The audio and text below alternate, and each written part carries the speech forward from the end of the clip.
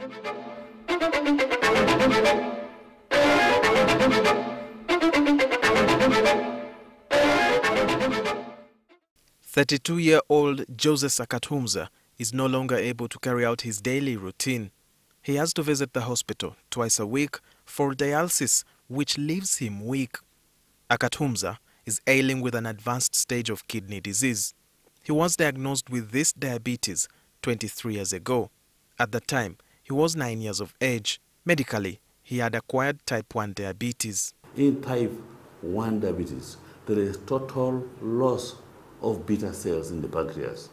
Whereas in adult kind of diabetes, type 2 diabetes, beta cells are still there and sometimes may even be hypertrophied or bigger in an attempt to make more insulin. Type 1 diabetes, also referred to as juvenile diabetes, happens when the immune system destroys beta cells in your pancreas. These are responsible for the manufacture of insulin. Insulin is a hormone that helps move sugar or glucose into one's body tissues. When the beta cells are affected, they can no longer produce insulin. This means that the glucose or sugars taken into the body cannot be absorbed by the cells, hence piling up in your blood. But if they just remain floating in the blood, then they can even cause you more problems. You waste away and you die. That is what diabetes is. Professor Otim says type 1 diabetes comes as a result of viral infection. He says it's common among young people because they are more vulnerable to contracting the viruses. This may be through things like food and the environment. When the viruses enter the body, they trigger the immune system to release hormones that accidentally start fighting the pancreas. It is an autoimmune disease, therefore, because those antibodies are made by ourselves, hence the word autoimmune, in an attempt to destroy the viruses. During the advanced stages, the signs and symptoms of the disease in the patient are visible, as Dr. Otim explains. They eat a lot, but they don't gain weight. They keep on progressively losing weight. So that gives us another 3 W's: weight loss, wasting, and weakness. And you cannot even, you don't have to look for it very hard.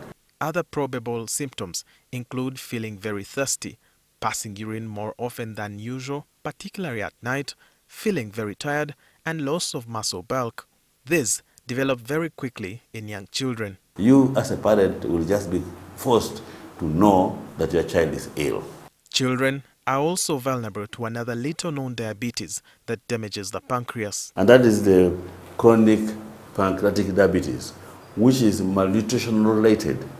Because of poor feeding, particularly with diets poor in proteins, we end up getting calcification of the pancreas. Whereas type 2 is reversible through medication and a change of lifestyle, type 1 is only manageable through shots of insulin injected into the body.